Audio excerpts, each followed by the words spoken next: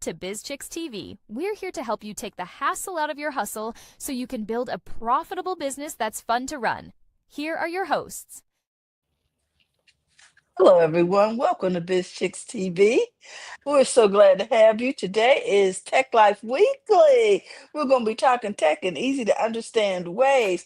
I'm here with my friends and colleagues, with Francine, all the way from Sacramento, California, Dr. Tachi, all the way from Florida. I'm here in the sunshine state of California, and we are just excited to be here. So come on in, get your coffee. Let's talk tech. And we always like to get started with This Week in Tech History and talking about possibilities of the future. So, what you got in mind today? Well, I decided to do some introducing some Blacks in tech history too, because it seems that when we do the tech history, I'm like, we're missing something here. So Mm-hmm. I tweaked the stories a little bit. But October 27th, the ARPANET outage and audiovisual heritage. 1980, ARPANET, the internet's ancestor, crashed for 4 hours due to a corrupted routing table. And they're still trying to send people to Mars. Okay. UNESCO later designated this date as World Day for Audiovisual Heritage, emphasizing the preservation of digital media. Okay. And the emphasis on this is that tech progress depends on both stability and preservation. October 28th, Bill Gates and Ted Hoff were born. Bill Gates was born, and he's the future co-founder of Microsoft. And he was born in 1955.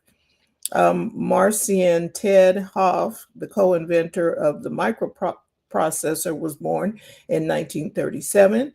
1998, Digital Millennium Copyright Act was signed into U.S. law. October 29th, the calculating machine was patented, and this was 1878 by Wilgot Odner. He patented his mechanical calculator, a step toward modern computing.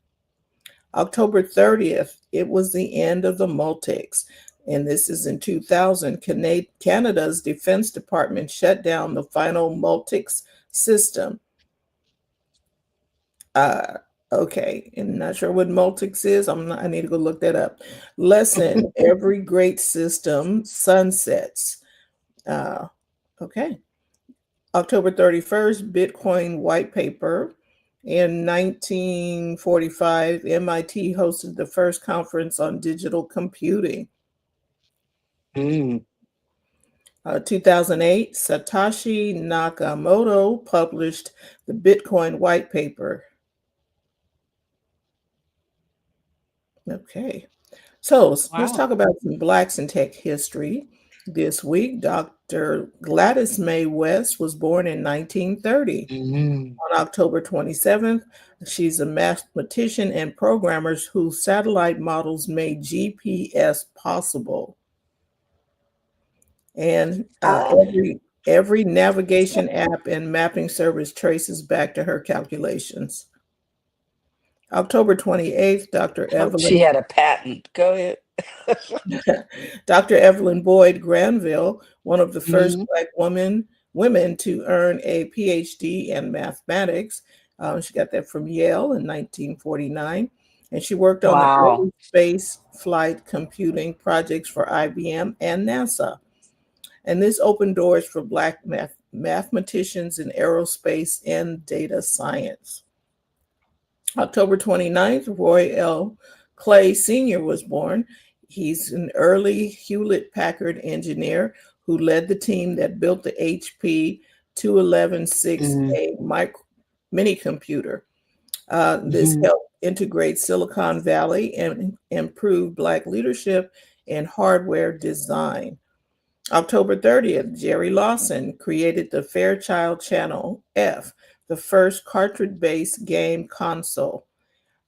This was the foundation for modern gaming. for modern gaming hardware and software distribution. October 31st, Dr. Valerie Thomas, NASA scientist and inventor of the Illusion Transmitter, an early 3D imaging system. Her research prefigured today's virtual and augmented reality displays. Mm. Oh, okay. Well, so let's see. And here are some key tech history events making history. NVIDIA becomes the first publicly traded company to reach a US $5 trillion market valuation. Just read about this. Interesting, because this really made Wall Street go crazy. And It so did. if you have NVIDIA stock, good for you. That's all I have to say. Good for you. Good for you. U.S. Department of Energy announced 2 new AI supercomputers at Oak Ridge National Laboratory, built via a new public-private partnership model, signaling a major infrastructure shift in AI and scientific computer. Okay, I got questions. Qualcomm introduced its AI 200 and AI 250 rack scale inference systems, hardware aimed at data centers, marking a push in enterprise AI acceleration. Samsung launched its Galaxy XR mixed reality headset, Android XR platform, Snapdragon XR2 Plus Gen 2, whatever, competing directly with the existing high-end XR devices. So that's the reality headsets. Okay. Afrotech 2025 opened in Houston, a week-long conference highlighting Black tech professionals, entrepreneurs, and innovations notable for community and inclusion in tech. I definitely need to get there next year. Mm-hmm. I think they did one. Oh yeah, we could have got tickets and things of that nature. So that's your week in tech history and tech making history. Here we go. Yeah. So the what is the glasses? Not the glasses, but the headsets. So people are still trying to go into Virtual worlds. virtual worlds. Yeah. Dr. Taja, what was that world we were in before Microsoft shut it down? AR or something. VR. The VR. no, was it? It was something, but it was good, and it was a nice little community. And Yes, then Microsoft. I was thinking about that the other day, and I'm like, why can't I remember the name of it? I'll look it up. But I Alt loved VR. it. It was Alt VR. Yes, Alt VR. Yes. And I was like, man, that was good. And they blew it up. You know what happened? What's happening with all of this, though?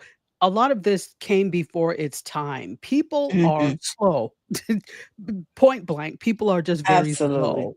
And even though technology presents us with things, it's not a mass medium until you have mass adoption. And it just wasn't at that point yet. It was fantastic, and I loved what you were able to do with it, but it just wasn't the time. But it is coming back, believe that. It's the same thing with now. Micro dramas are the big thing, and I'm going to talk about that a little bit. Where they're like 120-second dramas for social media. So not only is that the big thing on social, now more traditional media outlets are trying to lean into this. But however, in fact, and I'll talk about, there's a company that's has raised money to do this. But who did this first before that? Quibi. Remember how many years ago? Quibi, oh my gosh. And they shuttered after 6 months. Hmm. it was too early. Well, first of all, they tried to do things completely Hollywood, not realizing that the types of audiences that watch vertical content are social media audiences, and so they don't want to see Chrissy Teigen be a court on Kangaroo Court, a judge on Kangaroo Court, or whatever Hmm. that show was named. They don't want to see those types of things. So I think it was too early, but it was also not forward thinking in terms of the types of content. So had they hung on and pivoted, they would have had something. Hmm. And one of our people in Black History had something to do with that AR stuff, the VR stuff. I was Hmm. like, what? Wow. You I'm know, just, go ahead, Terry. I'm just impressed with the whole GPS thing, that we never hear about the originator. Dr. And Valerie Thomas, she hmm. had Yeah. something to do with the VR, the virtual and augmented reality displays. But you Hmm. know, Hmm. See? the thing is, it's like we need to ask ourselves, why are we surprised at these things? There's no surprise. Number one, Hmm.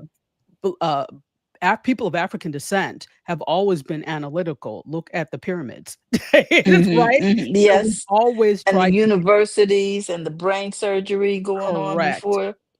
Correct. Hmm. Imhotep, the father of medicine. So we look at these things, and there has always been a need to analyze and understand the world. I mean, that's a human thing, but when we look at Africans, and then when you have Africans that are put in particular situations, there is a need to figure out how to get out of them, how to Necessity. do necessity is the mother of invention. So of course we're going to end up being stellar inventors and doing things Hmm. because we're the ones that have to do a lot of these things. Shoe lasting machine, for example, you have to figure out how to make these shoes, the last end of you have to figure out how to create the last for a shoe.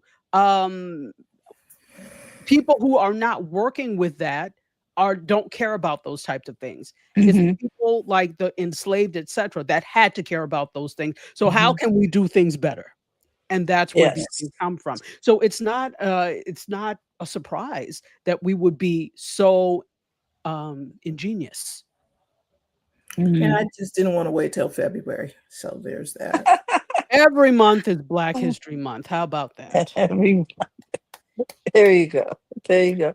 And that's And I your think week. it's a Go ahead. great thing to point out the tech heroes. All of them. You know what Hmm. I'm saying? I'm not to say that we don't discuss the others. I'm just saying there was a whole lot more people involved in this process. Hmm. So that's your week in tech history and tech making history. Thank you, Fran. Hmm. Oh, I take it I'm up next. Okay. Hmm. All right. I wanted to talk about the fact that, there's a lot going on in marketing these days with AI and showing these AI models, and there's starting to be a little pushback. And I think Dr. Tachi will relate to this. So I'm gonna share this video. Let's see. To the stage, and let's see if we can get it started over here. And let me know if you can hear Social it. media deepfakes like the one behind me created with artificial intelligence. Can you But guys you hear may not that? know that these are already being used Yes. in Hollywood, even in Okay. major projects. The AI boom has come to the entertainment industry, and the tech is being used for far more than just changing faces. With concerns about how it could impact creators and performers, we take a look at how Hollywood is handling this AI revolution. ABC's Nathan Russo-Smith gives us an inside look.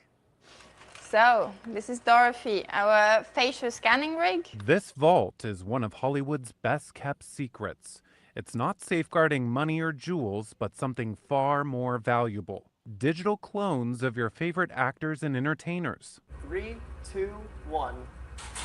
This is how the entertainment capital is fighting to preserve, protect, and future-proof in the age of artificial intelligence. So scrunch your face, yeah. This endeavor, made by the Creative Artists Agency, it's one of the largest and most powerful talent agencies in the country, representing thousands of A-listers in entertainment and sports.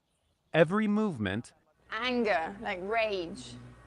So, 3, 2, and every vocal inflection That quick beige fox jumped in the air over each thin dog. Look out, I shout. used to create and safely store a digital double the talent owns. Think of it like a bank. If somebody now owns their digital likeness assets, anyone who chooses to do anything other than work with that individual, now there's a stronger case to show that they're infringing on their rights. CAA wouldn't say which of its many stars have undergone this 3-hour-long procedure, but claims since the CAA Vault launched in 2023, it's been very popular. Now somebody can show up in a Okay, so what I wanted to do was show you that people are trying to protect their digital images. So, and at the same time, you know, there are some other things going on out here that really are interesting. There is actually pushback about how people don't want to, what would you say? Don't want to use AI. They don't want to see AI images in their advertising. So some, some companies like Dove, et cetera, have decided that they are not going to use AI models. They're only going to use real people in their advertising because their audience doesn't want, has a real, what would you say, opinion about the misuse of body image. And so I wanted to let you know that that is going on in the industry, and that also people are trying to protect their image being duplicated. And I would have shown you that whole snippet, but it's 10 minutes, and I think that's a long time about what's going on in Hollywood. So thoughts, people? Well, my first thought is it's not going to matter. They won't. Okay. We will not know if it's live or Memorex in a few Yeah. minutes. So that boat has That's sailed. so true. I think so. That boat has sailed. People will not know. The people who are crying about Dove or whatever, Mhm. they could already be AI and you wouldn't know it. That's true, huh? Yes. And go ahead, Dr. Tati. I was going to agree with you. I'm with Fran. All of this does not matter. So Like our privacy, right? yeah, It's over. I'm glad people think that going inside of a cage with all these cameras really protect it. It doesn't. Anybody who really wants to do something will do it, regardless of your sign off on it or not. That's not to be, scary about that. And I do understand you owning your image and likeness, but here's the key thing that Hollywood forgets. And this is an American problem. This is not just Hollywood. Americans, on the whole, think that they are way more important in the world than they actually are.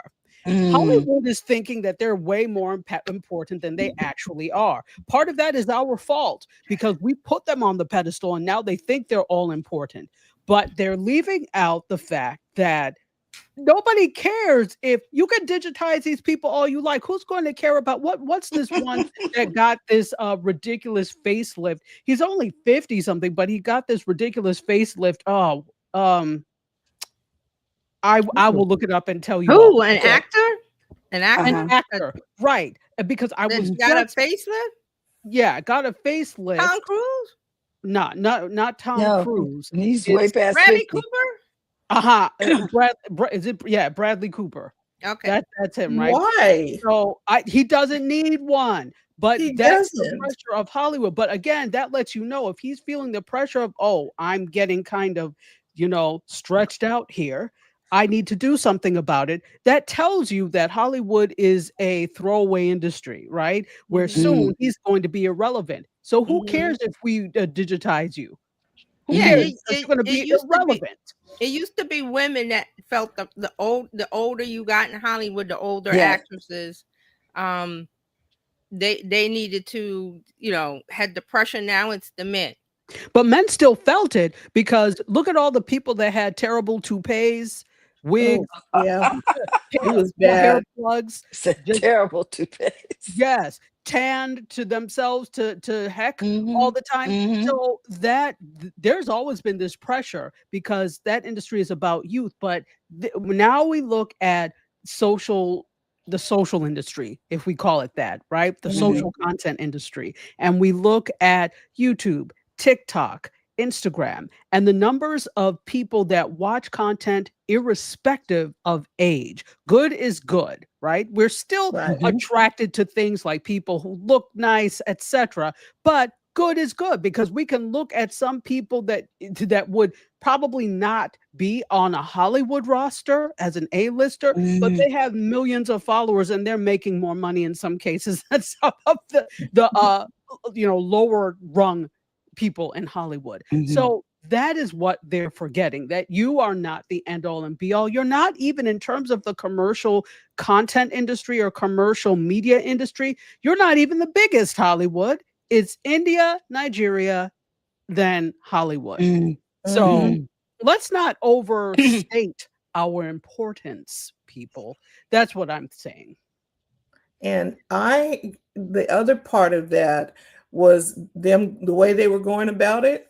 I was Mm-hmm. like, Sora does that with and it doesn't take all of those, all that. all those cameras, 3 hours being in the whatever they were doing. Sora took the image and went click, turn left, look up, say these 3 numbers, and we were done. And Right. and it will put you in whatever situation that you wanted to be in. I was like, And You see how so- behind they are? right? And it was just really not 3 hours in the globe or whatever that thing was. And all those cameras, you see all those And then just you everywhere. crunch your face and do this, and they try to get the full body thing. So look, I showed you the thing where it had me jumping over a branch or side Yes. branch. I was like, and I did not go into a room with all that paraphernalia. Exactly. I was riding on a camel in front of the pyramids. I mean, no set, no animals. So they try to, I guess they're trying to justify the expense because I'm sure that globe costs a lot of money. I'm You know sure what it did did? too. But this reminds me of, if you remember that help me with the name of the movie, Morpheus. Oh my gosh, it's one of my favorite. It's right there. And he's Neo. Neo, yes. Keanu Reeves is in it, Yes, Samuel Jackson. Jada Pinkett was in one of the iterations oh of my it. gosh. I don't know why I can't think of it now, but you all know what we're talking about. Starts with M.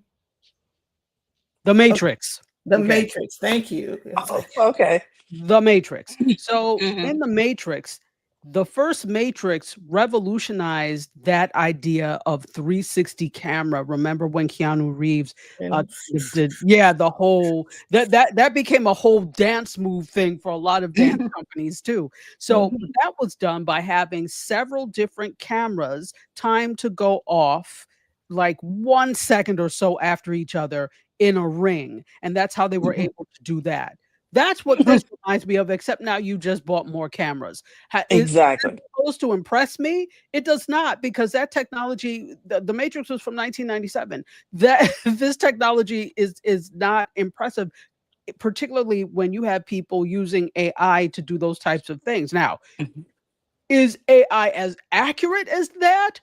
Not at this point, because again, you're getting the true image from these cameras, as opposed to AI having to think and create all of it. So true, but for the average person, that's not really going to matter. The problem I is know. that once again, you are behind the 8 ball, my Mhm. friend. I hate to keep because Hollywood is just as important. They were the ones that were the precursor to this, what we're doing right now. The reason we're able to do this is because there was a media industry that existed before, and now technology has just advanced so that I shouldn't say regular people because we're all above average. Let's just say that. But the the consumer can do this. So they've got consumer grade technology that can help Mhm. do these types of things. But that's what they're forgetting. They're still trying to hang on to this coveted elite spot where only a few can participate. That's what we're doing. And we say to you all, we don't care. We're still going to do these things. We're still going to have audiences. We're still going to have followers, whether you accept it or not. And Okay. and the visuals that we're doing are for, that was what I did was for an Instagram post. And I'm like, okay, it's gonna be up and gone, and people are looking for the next thing. So why do I need to pay you a whole bunch of money Mhm. to Mhm. do that? Let me Okay. just pay my $20 a month and do my And little. and be happy. I Yeah, hear you. I get the point across. Yeah. Yeah. Well, I I found the video I wanted to share. Let me share this screen. See if we can get this going here. The AI backlash in advertising. Can y'all see that? Mm-hmm. Okay, Some let's see. brands are standing out by rejecting it and making that their message. What it's all about. Good luck with Erie's that. new ad campaign saying, "We commit to no This is what I was AI-generated referring to. people or bodies," becoming the brand's most liked post of the year. Aerie telling us, "We knew it was time for us to take a clear stance that real life and real people will always be the foundation of our brand." It's just a distinctive point of view, and that really draws people in because more than anything, what most consumers really want is to feel connected and to see and listen to human stories that are reflective of their own life experiences. Dove also getting on board, pledging they will never use AI to create or distort women's images. Even Heineken poking fun at controversial AI advertising from Friend.com, promoting AI connections over human ones with this ad: "The best way to make a friend is over a beer." And while AI is becoming more prevalent, experts suggest consumers will always have a say. Consumer behavior has a huge opportunity to impact how brands think about using AI and also advertisers, because ultimately the point of advertising is to sell more stuff. And so if consumers speak by making it really clear that they might reject certain brands if they're using AI in a way that doesn't speak to them, then brands will listen to that. Money speaks. This doesn't make me want to buy anything. We want to look at real people in magazines. This summer, an ad from Yes featuring AI models sparked controversy for perpetuating unrealistic standards of beauty, but the agency who created the models defended the practice. This is meant to just supplement and to add, a new avenue of marketing. I think it's this sort of putting your foot in the water to see how much people will tolerate it until it's either rejected altogether or somewhere down the line acceptable. It's pretty compelling for companies to use this technology because it helps reduce the cost of making ads. But if the public isn't going to accept it, then making those creative assets aren't helpful at all. Yeah, and companies are now wading through this. Like he just said, there is a pretty significant cost savings. Oreo, the maker of Oreos, Mondelez, is using AI to cut production and marketing costs by 30 to 50%. I'm told you might even see some of their ads, those AI ads, at the Super Bowl in 2027. But consumers, they have a voice here. Yes. Yeah. Vote with your money. That's right. Yep. Okay. In more ways than one. That's right. I don't think consumers know the power they truly have. It's so powerful. It changes everything. Yeah. All right. Thanks, Rebecca. Okay, yeah. Good luck with that. Yeah, because once you say it's saving money. Okay, but and see, and they said they're not going to do anything that would, as far as Dove. Dr. Tita, you're up next, by the way. Yeah, like Dove said that they weren't going to do anything to distort the images of the human body. Okay, but that didn't say you wasn't going to use AI. Right. And you know, That's I true. think I see the argument from all sides. If I'm a brand, especially a smaller one, I'm not even talking about Dove, which I think is part of Unilever, right?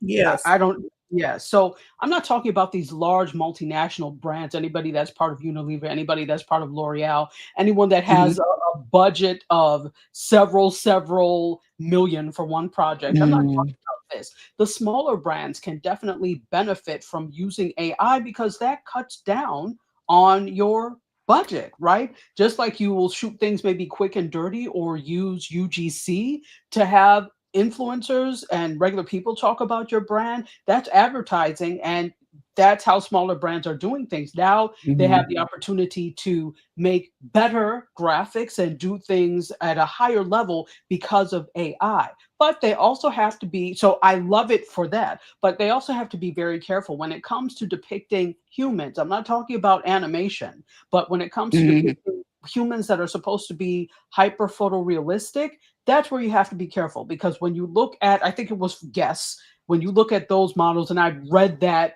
article, these models, most people don't have those dimensions where the clothes will look like that on them. Even if they're the same weight, their dimensions may be different. They may have no hips. They may have, no anything. And they're just like square. It does not give a true depiction of the way clothes will look on them. Now we've just accepted the fact that models don't look like average people. Okay. Those are not average people. Either. Exactly. They don't.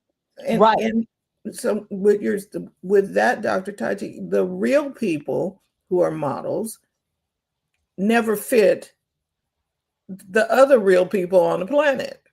No. And we go ahead. Sorry. And we didn't, and we just accepted, okay, well, that I'm not going to be able to buy that off the runway. You're going to need to adjust some sizes, right? So it's the same type of thing. This is an AI version of it. It's not going to fit me like that. It's like when you go to the gym, the people that they're showing working out on the gym commercials are all slim and trim. They show the results. They're not showing you the before. Right. Exactly. Yes. And I think there's a lot to be said here, right? That we are very fixated on image, and I get part of that. That's just a human thing. But when it's used to manipulate people into buying or doing something, that's where it's problematic. And so that's where these brands have to be careful. If you're using AI to depict humans, you've got to be very careful with that. I have no problem with you. They talked about Oreo doing that. Well, have at it. You can make an AI Oreo all day. If that means you don't have to sit there and stack Oreos on top of each other and make it do ridiculous things and it looks like an Oreo, well, I'm fine with that. I'm fine with a bar of Dove soap being AI generated. But as for humans, where it's good, that's where, and then even when you when you generate things via AI, don't make it look more beautiful than it actually is, right? Okay, so isn't this the same case with the hamburger?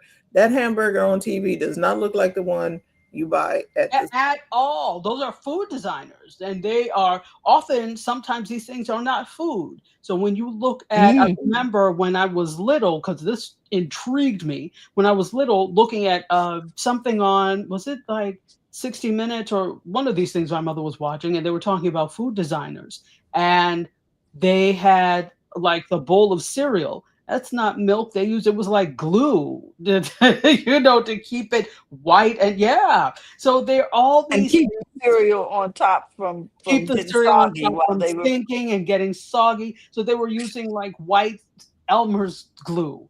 So those are the tricks, but they look so beautiful and it fools you into, I would like McDonald's. Go to McDonald's and see if that hamburger looks like that.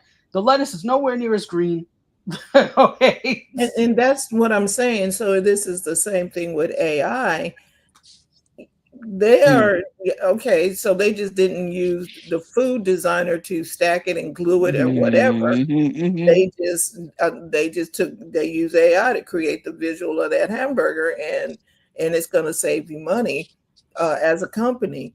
Now, what I was thinking about something else about the AI generated. Okay, some of the excuse me, those two girls who put together the their company, who put together those models.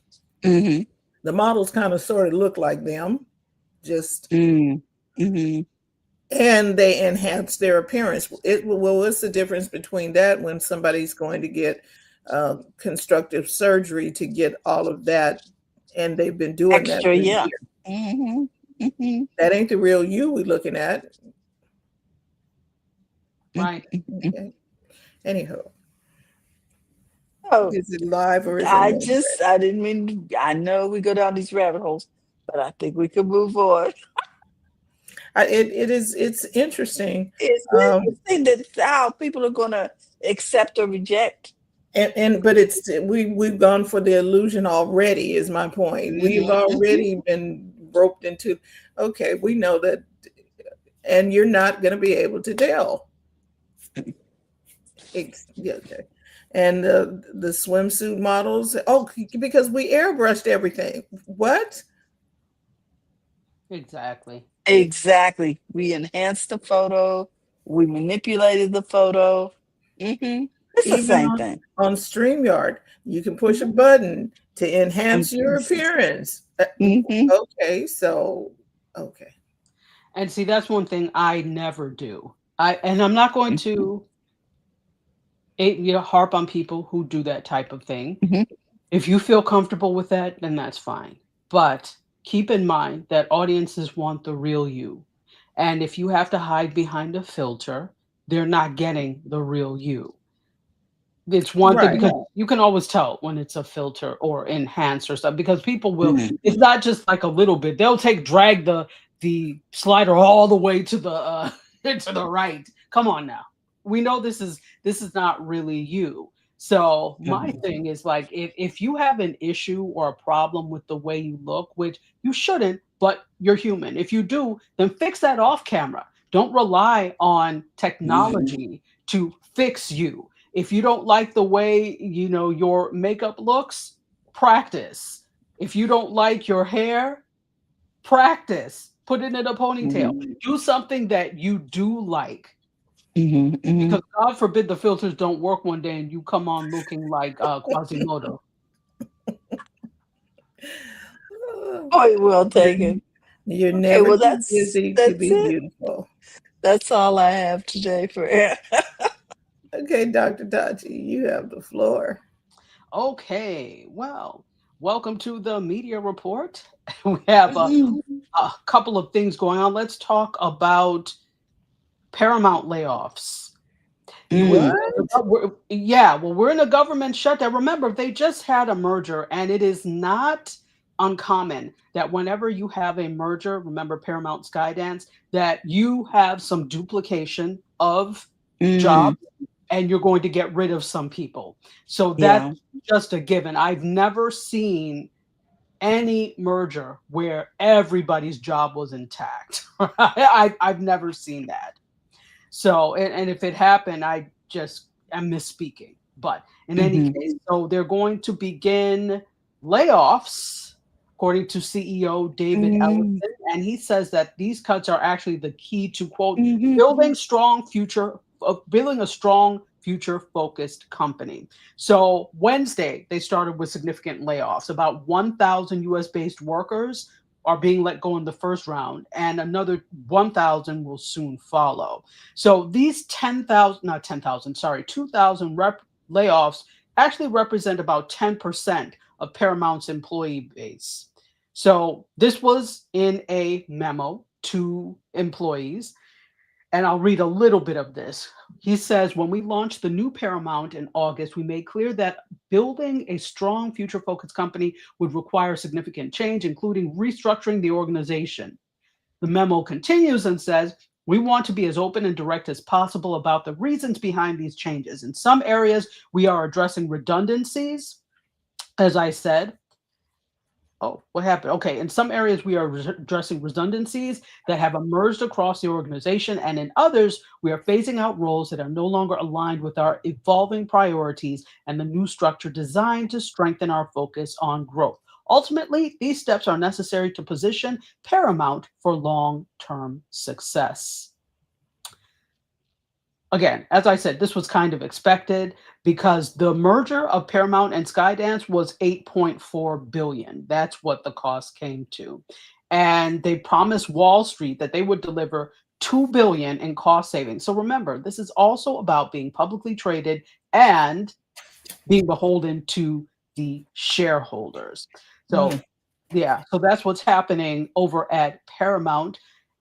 Again, I'm not surprised because they had a merger, so there we go. Thoughts?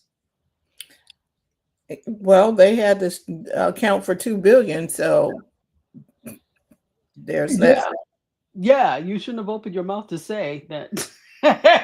But I get that they're trying to make it palatable on all ends because maybe some shareholders were asking why. So there you go. They promised them $2 billion in savings. All right. Well, if you are a Doctor Whovian, which I am, Disney Plus has ended the Doctor Who partnership, and the BBC is continuing to it's committing to continuing the series. So the next installment of the show will be a Christmas special in 2026. You know they love doing the Christmas special. So again, he's going to be looking for a new home. They've exited their Doctor Who partnership with the BBC, and this partnership made Disney Plus the worldwide home of Doctor Who outside the UK and Ireland. The BBC says, however, they're committed to continuing the show, as I mentioned. They say this: we'd like to thank Disney Plus for being terrific global partners and collaborators over the past 2 seasons and for the upcoming spin-off series, The War Between Land and Sea. Wow. Okay, it's not Doctor Who, so I shall not be watching that.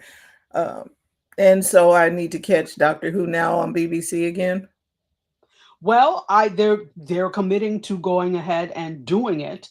To be honest, I was watching. I don't have Disney Plus, so I'm lagged behind, which I'm a little upset about because I really like this new Doctor. It's the first Black Doctor, and I was looking forward to watching it. But of course, it's on Disney Plus, and I'm not giving them a dime of my money. So I was good when it was on BBC.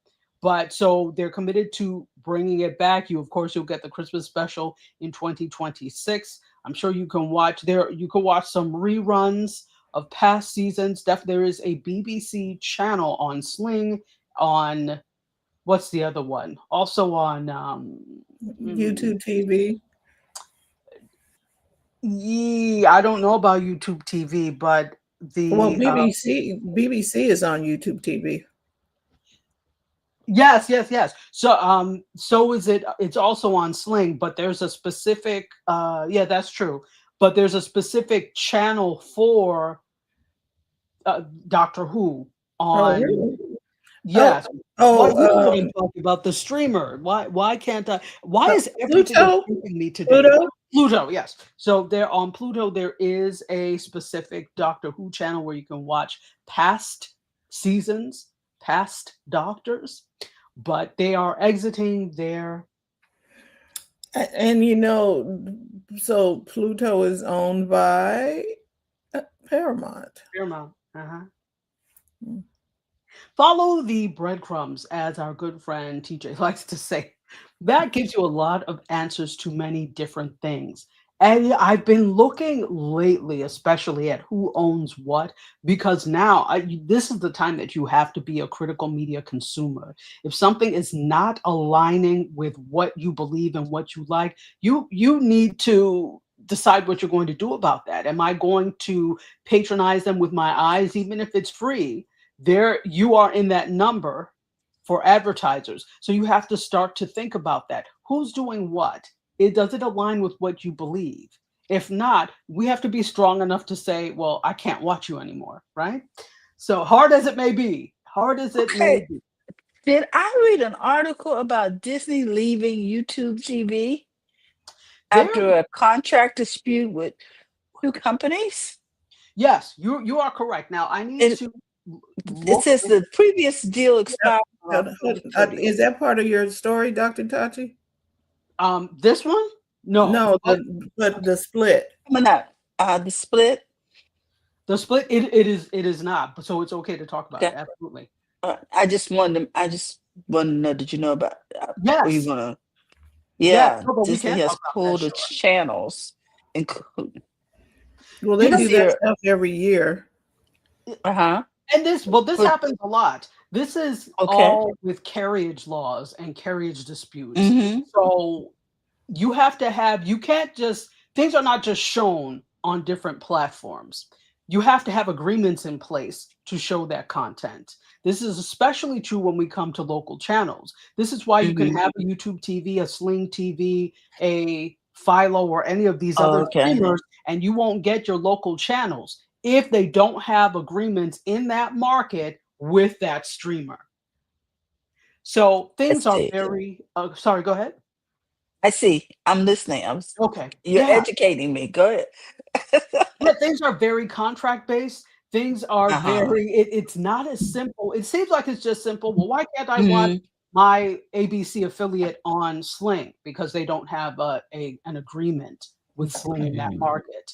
So this even becomes more apparent when we're looking at local. But yeah, Disney, usually what happens is there is a dispute over money, and then they're like, well, forget it. We're just not going to do it. And and Dr. Tachi, it is correct, right? Because with the Jimmy Kimmel, remember with the Jimmy Kimmel situation, that the affiliates and they decided not to show his show because it's the affiliates and not ABC. So that kind of brought all of that to the forefront, right? About how we see an ABC show versus who really owns it or distributes it, right? Right. Well, so here's the thing. It's an affiliate, and the local affiliates have a percentage of national programming that they need to play. And most of the time, national shows that they need to play. So that's why it sticks out like a sore thumb when you don't have a national show like Jimmy Kimmel on you, and you just say, well, no, that's one of the shows that you are supposed to do it. So that's why the parent company, ABC, pulled all those things, right? That wasn't the local affiliates. Yeah, well, what I mean is like the viewer, like the average viewer knows nothing about this. They just go, oh, I want to watch Jimmy Kimmel or whatever on ABC, and I turn to the channel, and there it is. They know nothing about like the back end stuff that you're talking about. So it's all like a revelation of, oh, the affiliates can decide not to show Jimmy Kimmel or whoever, but the viewer is like, well, I want to see Jimmy Kimmel. That's kind of like some of the fallout from what happened. Right. Well, the thing is, more often than not, it's generally not the affiliates that are dictating that when it comes to national programming. They have leeway and leverage over the programming they produce, which most of the time is news and maybe local current affairs shows. But there is, so if there is something like Jimmy Kimmel is at the 11 o'clock time slot, is it 11? 11:30 after the news. After the news. So if they're there, then it's dictated that this is the show that needs to go on in that slot. In that slot. Correct. Yeah. So they don't have a lot of leeway, but they have, again, there's like all this free time, which they could decide, all right, we have time. We're not going to do news from 5 to 7. We're going to do news 5 o'clock.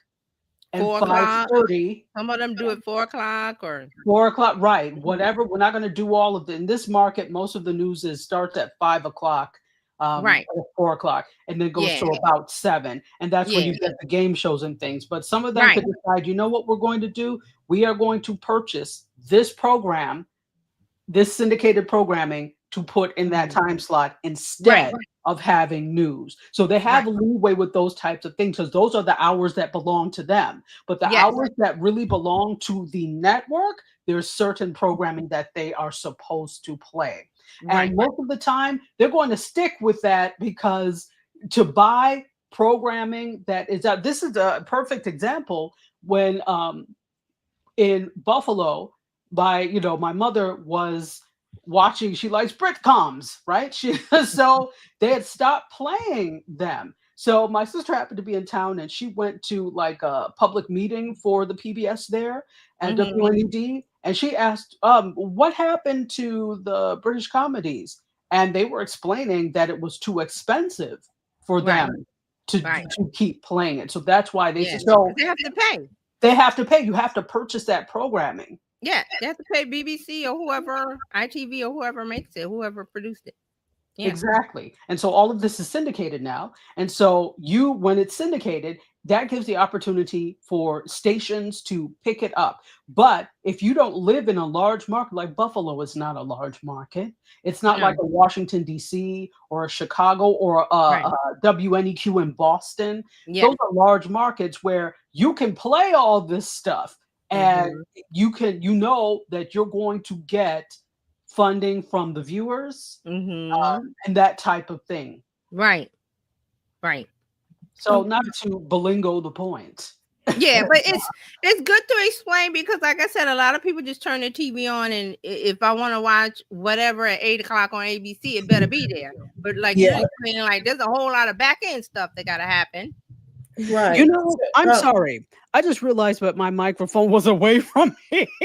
We were hearing you fine. Oh, okay. Well, it's picking up a lot. Not an issue.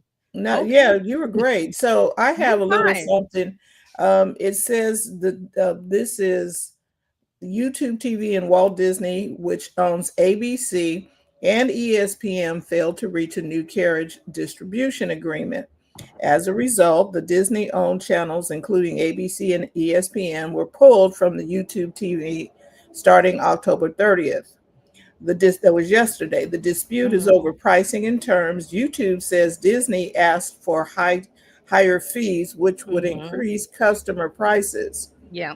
And then Disney accused YouTube of refusing to pay fair market rates. YouTube says if the blackout persists, it will issue a $20 credit to affected subscribers. And that's exactly the thing. Yeah, it's always usually overpricing these carrier disputes because they want more money. They want more money. Yeah. Disney wants more money because you're basically paying for the rights to carry that content on your platform. And you may have had an agreement, but once that original agreement expires, then they're probably looking to renegotiate, and that's where it can get hairy. Yeah. That's how it goes. Yeah, so you might need to go to another person who carries Sling might be carrying ABC and or Disney or whatever. But see, Disney they up their rates, for their subscription, and some other stuff, and they're being real slick about it because it was 12. Then it went to something else, and now it's 23 or 29 or something. I was like, wait a minute. It would be great if you were getting more value for the money, but you're not. It's the same thing. They just want more money. Right. And with it being on YouTube TV, you were paying YouTube TV. And so that cost didn't hurt as much. But then it seems like Disney wants more. You know what? Again, and what is this all about? Yes, greed, but it's also about the shareholders. Disney is a publicly traded company. Shareholders are going to demand, I need X amount that I need to see dividends. Yeah. And so every decision that companies like Disney make is because they promise shareholders X amount, right? Okay. So listen, I don't know what to say, but if you are but this is something that YouTube definitely wants to work out, because if they need to look at how the percentage of subscribers that really care about Disney Plus and ESPN to discover whether we're not negotiating with you to discover whether or not that is the thing to do. If it's not that many people who are interested in that, because let's remember that coupled with YouTube TV, you also get YouTube Premium in most cases, if I'm not mistaken. And there's an awful lot of children's No. programming. You You don't? don't? Francis, no. What happened? You don't get YouTube Premium with your YouTube TV subscription. Because they consider that two separate things. Two separate companies. Right, but at one point you did. No. Mm-mm. Okay, that would have been like right, but no. Okay, that's done.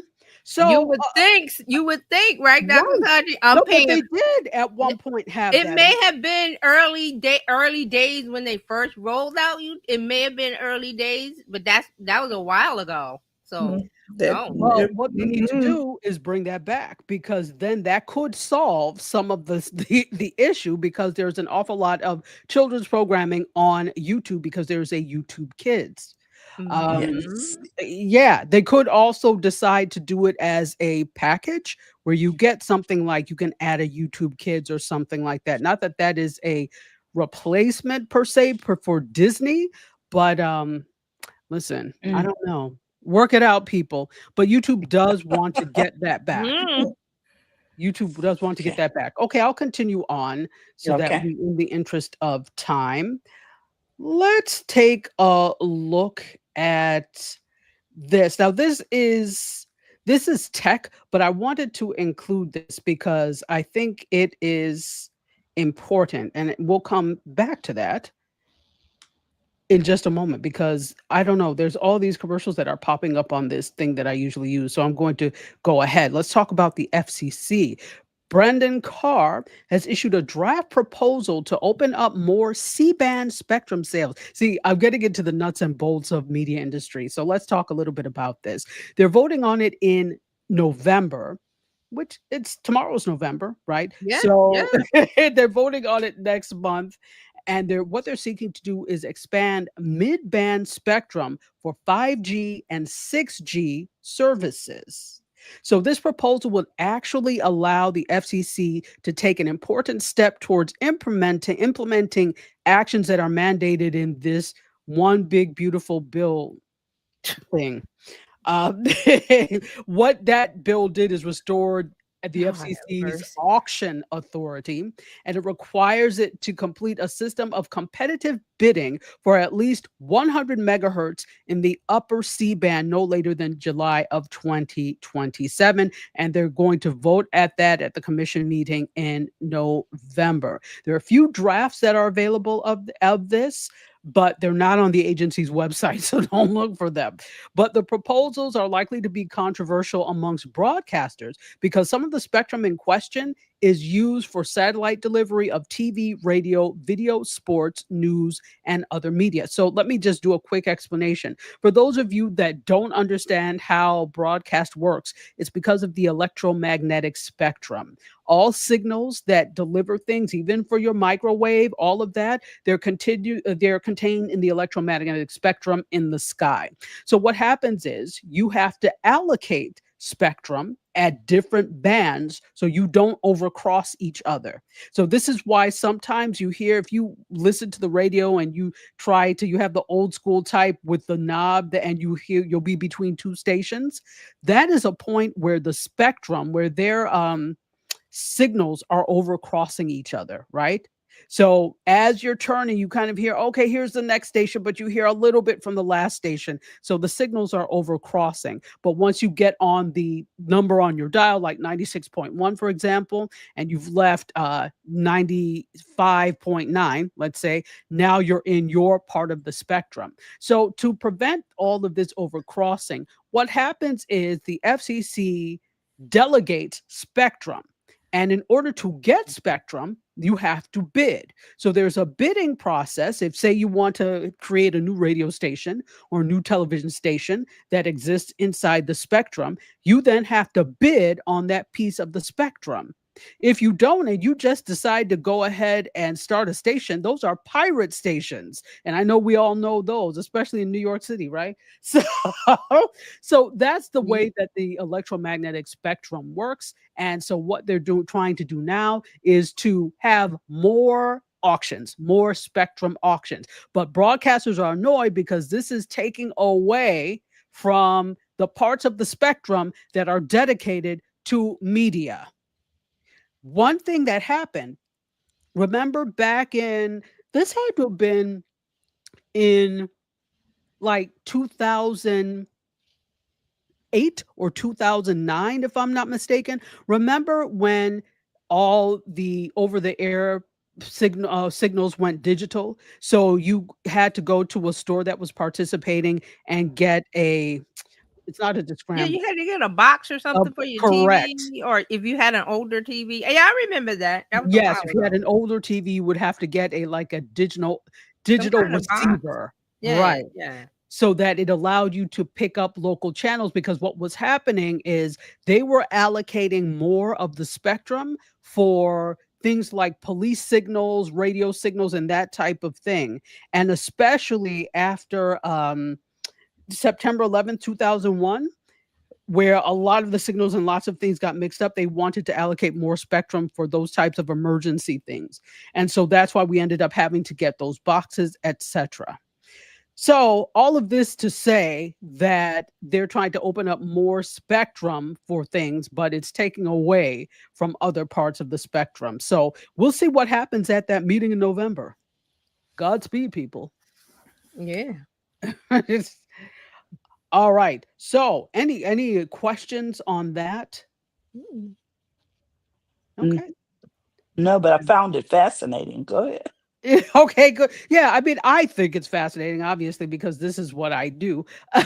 But I just sometimes want to explain, because people don't often know the way these things work. Here's the tech thing I wanted to talk about. OpenAI, and they are revealing how many users are exhibiting signs of mental health emergencies inside their chats. They've actually put a hard number on this, and this is something that mental health experts have feared for a long time, but they haven't really quantified it. So it appears that millions of people are turning to chatbots in moments of psychological crisis. So this is according to a latest safety report, and ChatGPT is estimating that nearly 3 million ChatGPT users each week are showing signs of acute mental distress or mental health emergencies, and that includes unaliving thoughts or symptoms of psychosis and mania. So the findings also suggest that around 0.15% of active users express potential unaliving ideation, while another 0.07% show markers of psychosis or mania. And then further, 0.15% demonstrate emotional dependence on the chatbot. So think about this, because ChatGPT's weekly user base is exceeding 800 million. So this lets you know what those percentages are if we're talking about 800 million people. So I found that intriguing. What the company says that they're doing is they retrain their models to better identify these high-risk exchanges, and now they're directing these users to crisis hotlines and professional resources instead of engaging with them in extended discussions. That's good, because ChatGPT is not a therapist. No. So I wanted to put that in there because I found that.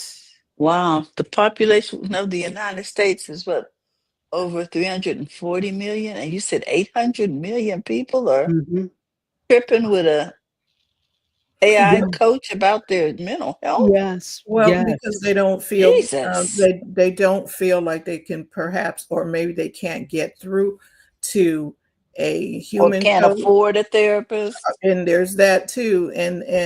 Okay, so we know that the people who were struggling when they shut down the mental health facilities across the country, they were put on medications or whatever, and you just kind of go on your merry way, but they were still having challenges.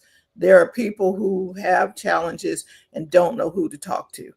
That's what is that Better Mind or something, where you can go online. BetterHelp. And BetterHelp. Mm-hmm. And so you go online to talk to somebody, but you may not be able to get through, and your insurance may not cover it. So yes, what do you do?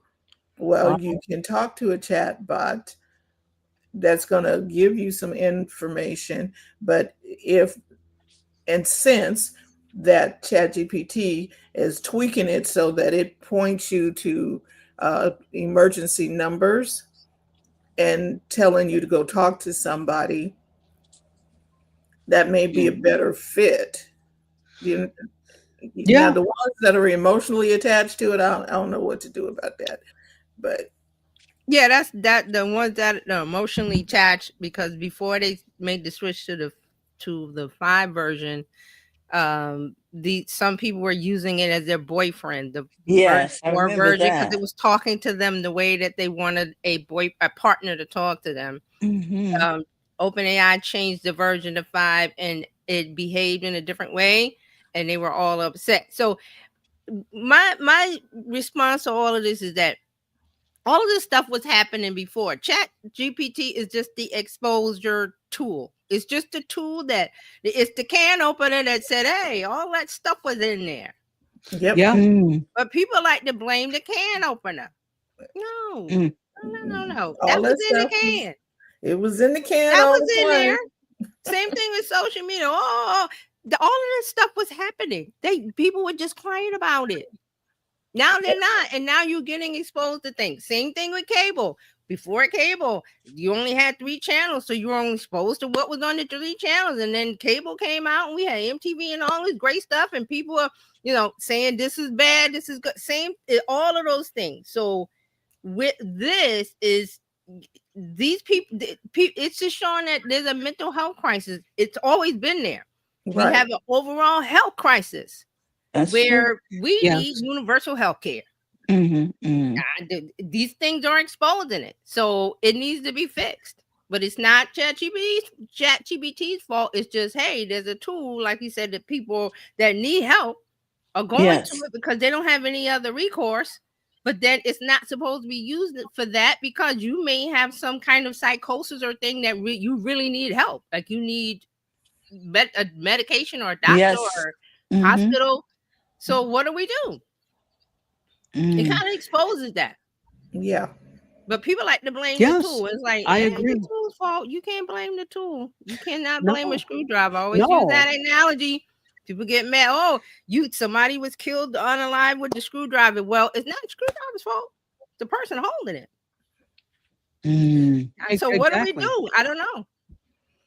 There is an over-reliance on tools because society lacks certain measures to take care of its issues. The mark of a strong and great society is only as strong as its weakest person. Right. And the US is not If doing we a had very good job when adequate it comes to free these hair, things. if we had adequate free available healthcare where people was like, instead of asking ChatGPT, they could go to the corner psychiatrist or the corner urgent care, and they had people to talk to them for free. Exactly. You know how many that would solve a lot of the issues, but we don't have that. So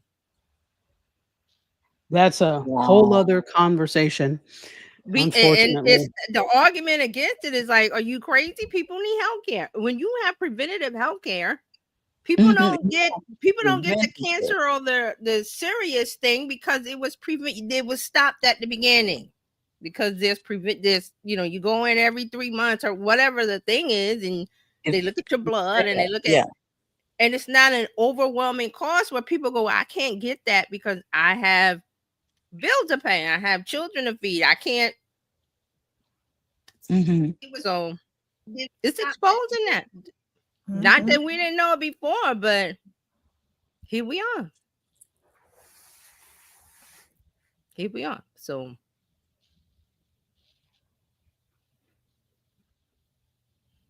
I don't know. It's silent. Is it me? Did we lose Dr. Tachi? Oh, there she is. Okay. Okay, good. Oh, well, and I'll add on to that because the argument is, well, who's going to pay for it? Well, Amazon doesn't pay any taxes. There you And go. Amazon allows you now to talk to physicians online and get your medication. I was like, Right. oh. And I'm like, It's oh, wait a telehealth, minute. but what I'm saying is that It shouldn't be Amazon. It should be the the urgent care, whatever the system is that they put in place. The other argument for the people who are against the universal health care is who's going to pay for it. Amazon, Meta, Apple, all the corporations that don't pay taxes. Hello, there's your money. And who's going to make them pay? They're not doing anything now. So, yeah. Okay. Dr. We're in it. Tachi. Absolutely. Okay, can you all hear me? Yes. Yes. You all can hear me now? Yes. Yes. Mm-hmm. All good. Oh, now it's a little. Is that me? Okay. Is it wavering? No, that's not you. Oh, Dr. okay. Tachi, your signal is You You want to Yeah, we come out can't. and come in? Okay. I'm sorry.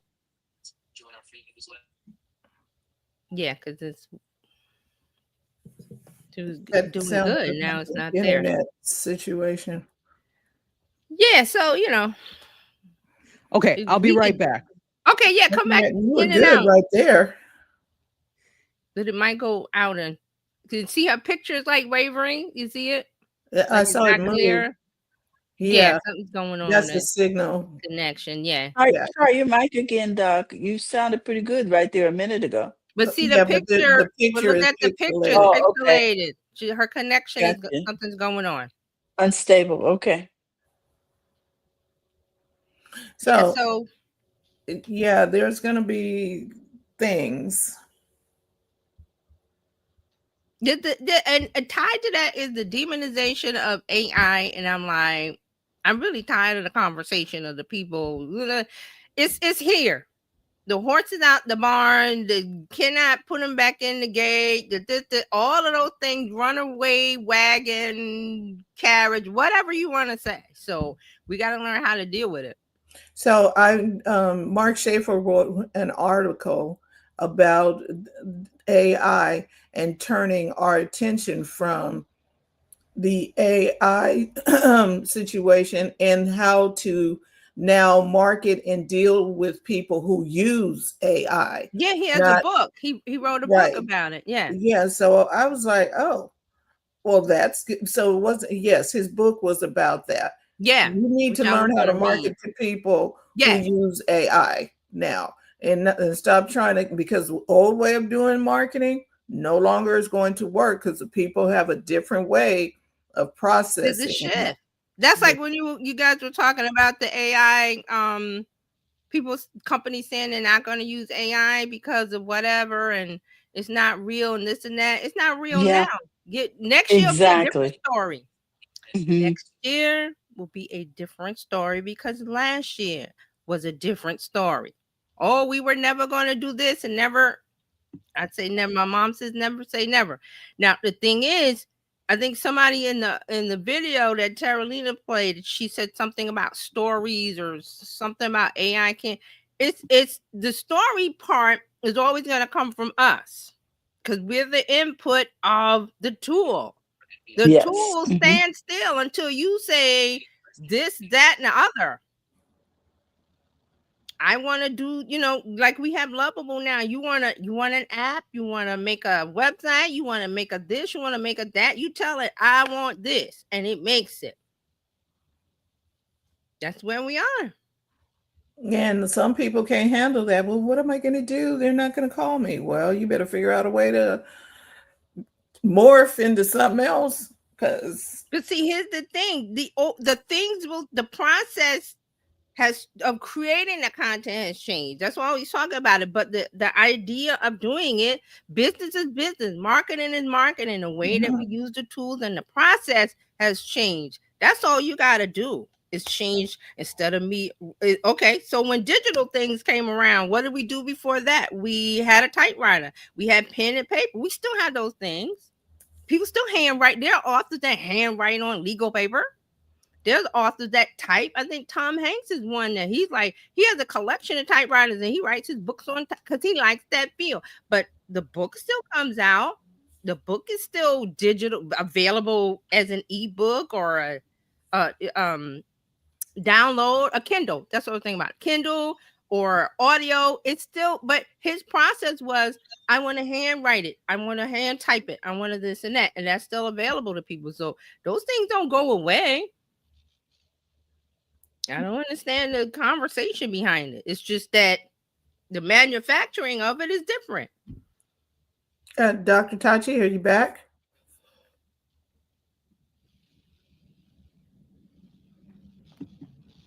We'll see. Okay, TJ, you might want to go ahead and we can wrap up with Dr. Tachi. Okay. All right. So let me get my notes up here. Got a few stories, not too much. So this week in social media news, let me bring up my notes. All right, no Snapchat this week. Hasn't been Snapchat in a while. But Pinterest has been doing some things. Mm-hmm.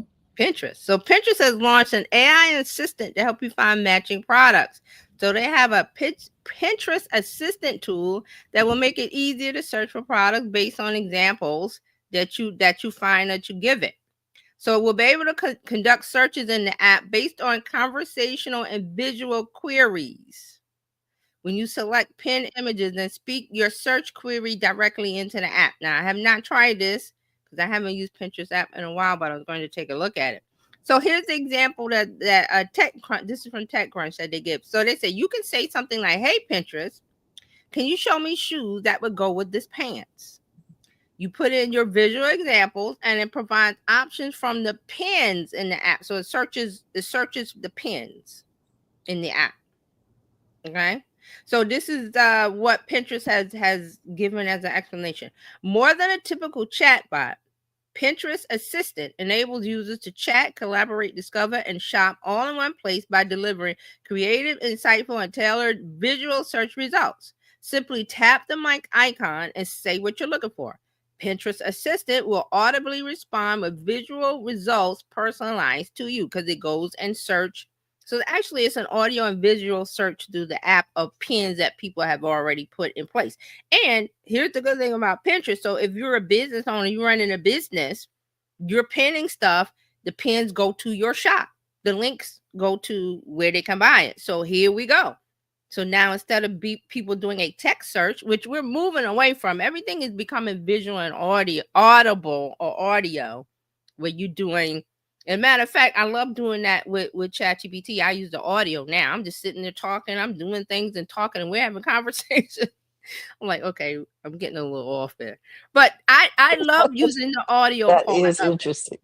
Because I can do so. I love the audio because I can do something else. And I'm like, and it talks and you listen and you talk. So that's the good part. Now, I'm not going crazy with it, but I love that part. So that's what Pinterest has done. As long as you're not using it for therapy. No. Oh, okay. No, I'm not using it. I don't think I would ever do that. But if people do that, there is a temporary chat. I mean, if somebody wants to do that, I would use the temporary. Yeah, I would use the temporary chat and ask it a basic question, and then is that chat is erased and it never gets saved or anything. But that's another story. So so it says you tap the mic icon and say what you're looking for. Pinterest Assistant will auto respond with visual results personalized to you. So I think this is a great use of the tool. Pinterest is doing this because this gets you to use the app more. This gets you using Pinterest. This makes business owners happy because you may find something like the example was like you have shoes, you need an outfit to go with it, find the outfit, and people go, "Oh, I like that," tap and buy. There you go. So this is Pinterest says that the system is able to produce accurate results based on real-time complex conversation descriptors. That's just natural language, which will then provide accurate and helpful recommendations and shoppable products on Pinterest. See, that's the part where you as a business owner is happy. So you might want to put your stuff on Pinterest and see what's going on with there. So I thought that was really cool from Pinterest. Good job. Pinterest is getting on top of this AI junk, finding useful ways to use AI. So that's pretty good. I might have to go check out their stock price. They might be doing good. How about that?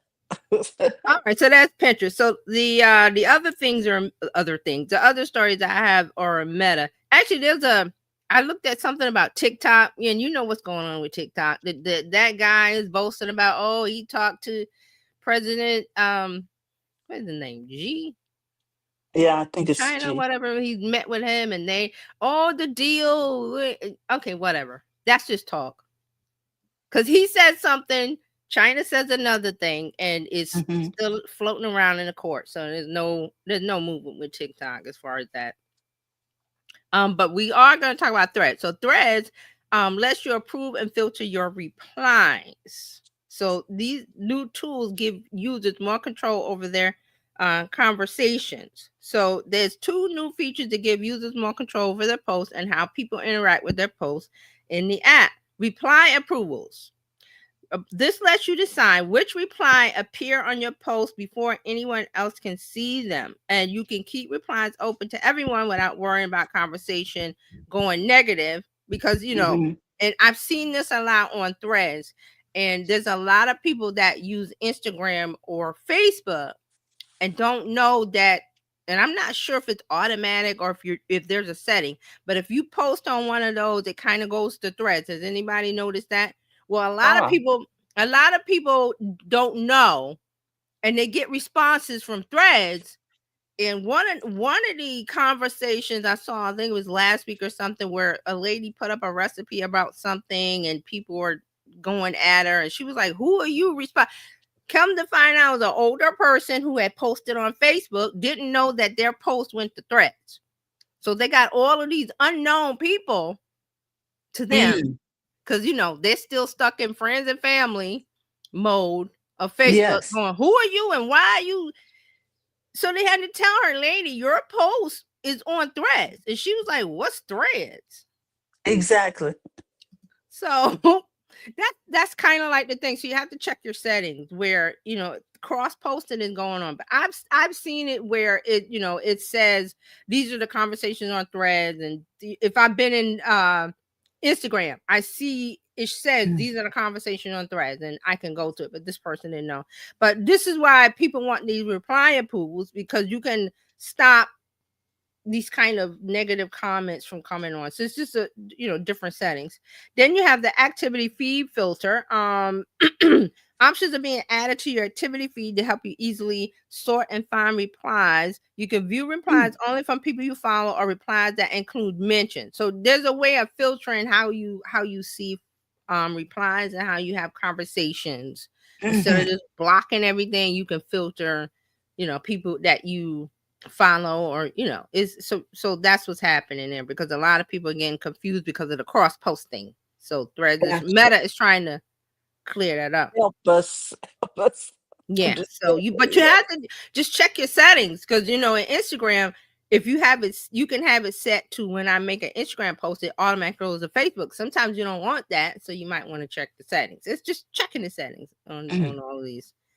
Threads has added ghost posts that disappear after 24 hours. I think I had mentioned this a while back. So now they're doing disappearing posts or ghost posts, allow the app users to share their thoughts and engage in conversations and automatically archive after 24 hours. I think I mentioned it. I said it's just stories. Instead of calling it stories, they're calling it a ghost post. You can post something that you don't want to live on your profile. After 24 hours, poof, it's gone. So you can create a ghost post on mobile devices by toggling on the new ghost icon on the compose screen. When the post is published, it appears in other timelines with a dotted conversation bubble around it to differentiate the post from other content. I've seen it. It looks like a conversation bubble with dotted lines, and it's shaded gray. So it stands out from a regular post on Threads. So you can tell that's a ghost post, and it's going to disappear in 24 hours.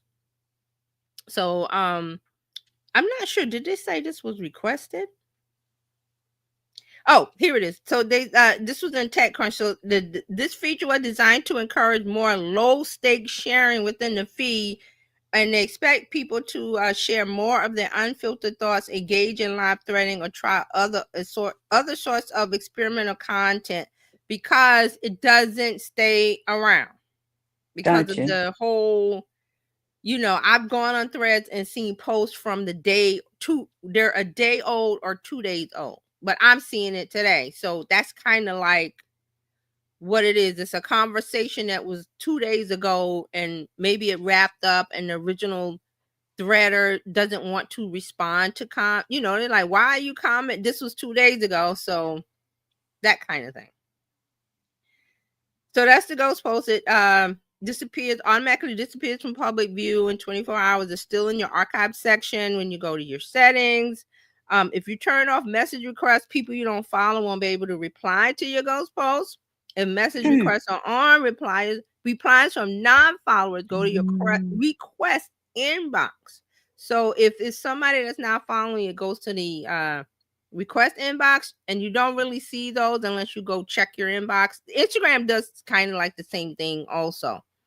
You can go in, you'll see requests from people that you don't follow, and you could say nope, and just so instead of having just like I said, the lady with the strangers with the replies, instead of having DMs and things coming in your inbox.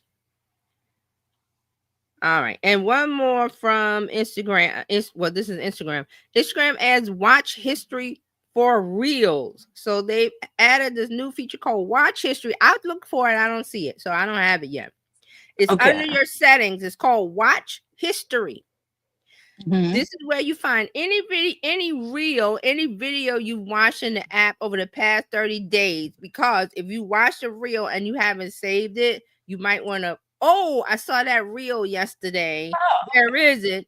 I don't remember. But now you have watch history, so you can go back and look at it. So it's 30 days. It saves that view for 30 days and you can go find it. So it's under your profile setting and activity called Watch History. You'll find a thumbnail of every reel you viewed in the last 30 days. Now, you can sort your watch history by date, the past week or month, or a specific date range. You can also filter to see reels from a particular person or account. And you can also remove reels from your watch history if you want to do that. So they've done this because TikTok has some kind of similar option to where you can find the TikTok that you watch, even though because you don't follow the person, you've seen the reel.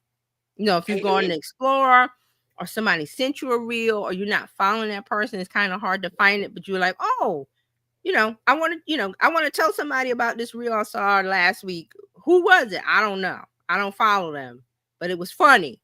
So now you can go to your watch history and then send it. So this is what it is. If you want to revisit a video or show it to someone and can't remember who posted it, you scroll through your history instead of searching endlessly for it. This has happened to me. I'm like, I don't remember where I saw it, and then I was like, well, I can't find it. Goodbye. And I don't follow the person. Okay, so I'm looking over here in my settings. I must not have it yet either. Yeah, I know. I didn't see it, so it's rolling There's out. your activity. What is that? No, it will say watch history. Okay, no, because I don't see it. I didn't have it either, so it's not. Just wait a minute. Hold on. How to use watch history? That's not watch history. It will say watch history. That's what it will say. Because I checked mine, I don't have it. Because there's a lot of things under settings, but it's not there. And you don't tap on anything else. You just go to settings and activity, and it's listed in all that long list of things. Okay. And that's your social media news and update for this week. Okay. Righty. Dr. Tachi, do you want to try to come back? I see you're muted. I don't know if you're still here. But I want to say this. Let me get us in some so we can talk better. Yeah. I am just not astounded because that sounds like I'm offended. I'm amazed at how people are starting to buy into the use of AI in marketing, like Pinterest finally got it together and realized, hey, we could use this. These things are good. Well, They're that's I'll tell improvements. you why, and I mean I got to do some more research on Pinterest, but it's Huh? because all of these companies have people or departments that look at usage, because that's the idea. How do we get more users to use the app, to stay in the Okay. app, to do things in the app? Because all of that serves, because they want to serve an ad, and then they can tell the Yes. ad buyers this, and this by the data. So they have groups, they have a group or a marketing group or whoever it is that's their job to look at user behavior in an app. And like, what would be the thing that would get them to the app? Well, AI is popular. So how do we integrate that? So they do research and development, they do studies, they, survey, they have people Mm-hmm. test out the app. They do all of those things.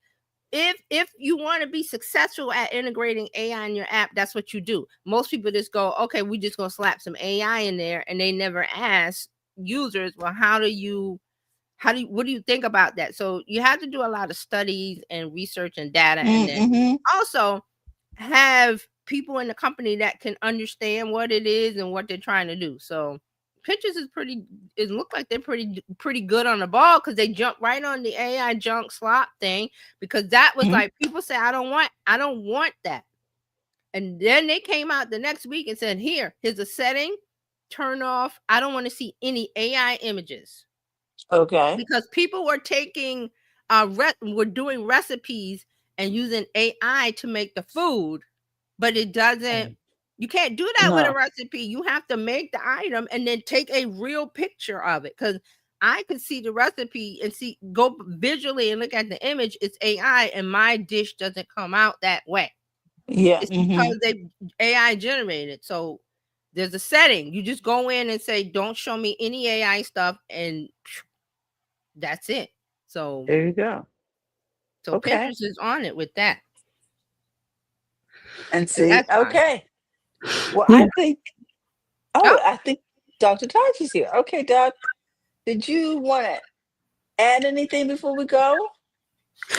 One story I did want to talk about, Okay. and Okay. before we go, for those of you Okay. that are into Miami Vice, did you know that there is a reboot coming? No.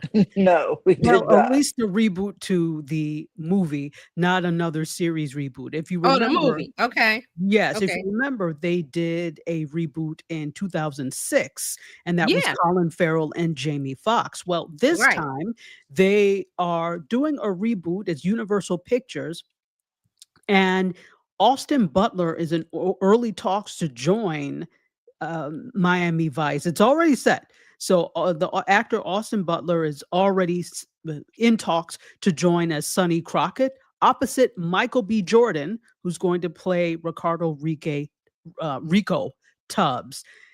And you know what? I don't know whether or not, I'm guessing because it's a movie, it will probably be shot here in South Florida. I would hope so. I would hope Miami so too. Vice. Yes. So Let's say AI it. let's not. Right? Yeah, let's not. We're not quite ready for that. No. And Those this two is really interesting. good-looking young men. Yes, absolutely. They very much are. So Mhm. this is now supposed to explore, quote, the glamour and corruption of mid-80s Miami. Well, it's still that way. I don't know why they thought the corruption Yeah, left. why Why they a thought it was second over? why a Yeah. second reboot, and it's 2025, but that was 80s. I'm not getting it. I don't either. But they are supposed to be filming it for IMAX. It's going to begin next year, and it's slated to be released on August 6th, 2027. So yeah, this is what is happening there.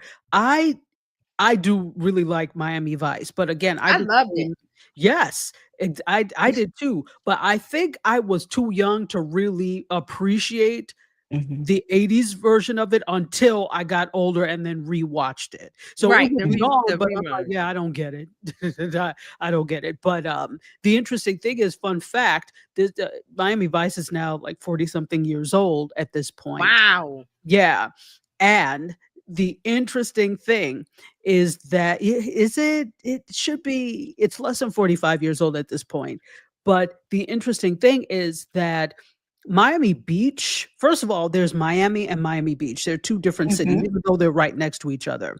But when you say Miami, you're talking about Miami proper. Miami Beach is a separate island off of that you have to take a bridge to get to. But of course, when you say Miami, people really are probably thinking Miami Beach. But Miami Beach in the early days, including everything on Ocean Drive, all these other places as well, is where Lincoln Road. Those were all Lincoln Road was like junk shops, and Ocean Drive, those hotels, those boutique hotels were like apartment buildings where older people lived. Nobody went to the beach. What happened was when they were shooting the original Miami Vice, they went in and painted all these buildings, made everything colorful and slick. And that is really what sparked the growth of Miami Beach. Right. As a And then party and also, hotspot. also why Miami Vice is so popular, because that's when music videos were taking off. So it really was a TV show that felt moved like a music video because of the integration of the music. And then the scenery of them in the car with, looking cool with the, Crockett with the Crockett or Tub, one of them with the white jacket and the wearing the shade. It was all so cool. And then they did the Phil Collins music and all the popular artists from then. So that's kind of like why it was such a hit, because they treated it like a music video. You are so correct. Yeah, just so, because that was the thing. The music came out of it, and then the integration and the scenes, and it was just so. That's why it was so. It's people are making reboots, but I'm like, how are you going to take that now? Because we're not in that way musically. You can't capture the magic of 1980s Miami Vice, because if you think about it, it was a 2-for-1. Phil Collins had lots of videos for his songs, but you also had the montages of Crockett and Tubbs in the car, on the car going up the street. I can feel it coming in the air tonight. All of this stuff. So it's just a different feeling. Not that it's wrong, because now we're in this age of they capture the moment. It's a cultural moment. So how do you recreate that cultural moment 45 years later? You can't. It has to be a 2025 version. Yes. I don't know what was not clear in the article is whether or not this is going to be a period piece. I think I don't know that they're trying to do a throwback to the 80s. I don't know. But we'll see. I mean, I'm just feeling it out. Like it was a cultural moment. And I was trying to think about why was it so hot back then and popular. It was because of that. Also the Knight Rider. Remember Knight Rider and the talking car, and that was also music and a cool car, cool cars, cool music, cool looking people. The kids today they're not Gen Z. They're not doing Gen X is not doing that. They're like, yeah, whatever. They're looking at their phone. Well, let's just be clear. None of this is for them, because none of them were alive when the original came out. But I'm like, don't touch the original. That's like the Different World. They was talking about Different World reboots. I'm like, don't mess with the original. We love it the way it is. So indeed. So I don't want a reimagining. I don't either. If you're going to do anything, do a sequel, continue the story. But it's very the kids of exactly. They're cops now. They're two. Make it a male and a female.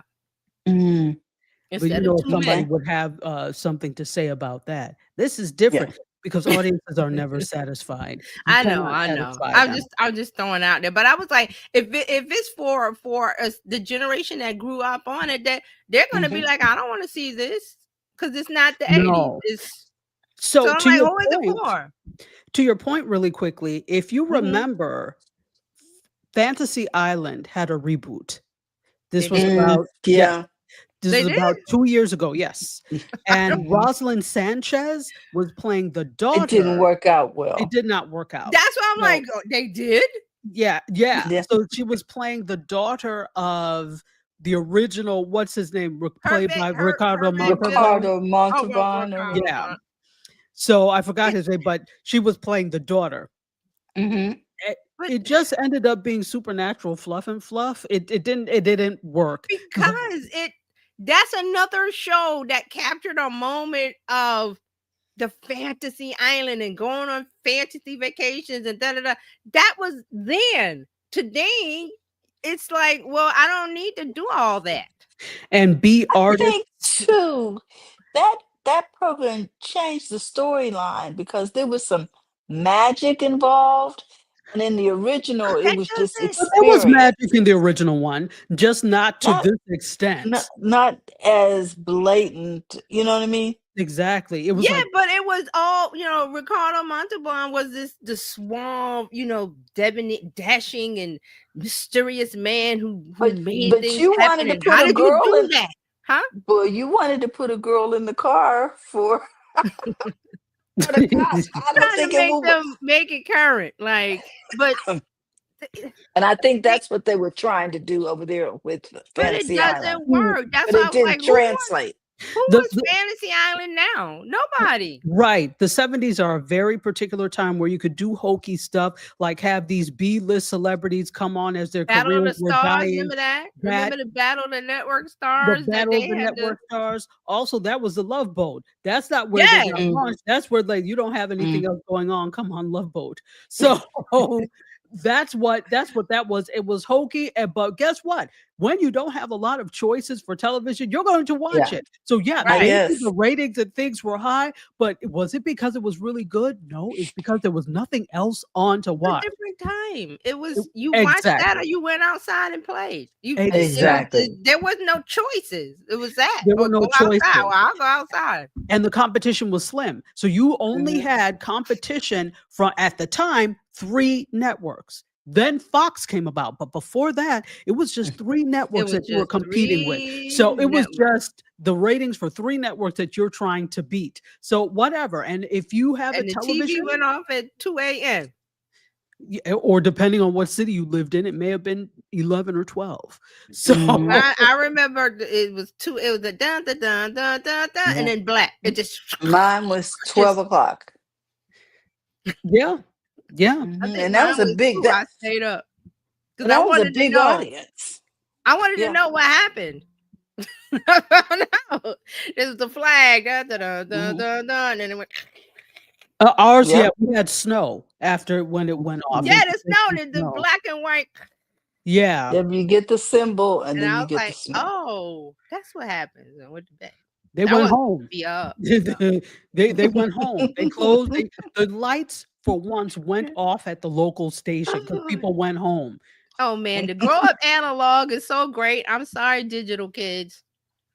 But here's the thing: I think we had the best of both worlds because we Yeah, grew up both yeah. digital and analog. Yeah, because There I you begged go. for MTV. Man, I begged. Right. Begged. Please, please. So that's what I have for you. I just want to put in that last story. Great. Okay. Thank you you. so much, ladies. You know what? We just want to remind everybody it's good to make money in your business, but go to the front of your own line. Also, Mhm. hey, we just love you and we look forward to talking to you. Have a great weekend. Ladies, I thank you for all that you do Thank you. Thank you. and all you contribute. Guys, remember, tech's not hard. We just need a little more understanding. Have a great day, everyone. Bye-bye. Bye. Bye-bye. Thank you for tuning in today. We trust you've learned something to help you build a more profitable business and take the hassle out of your hustle. See you next time.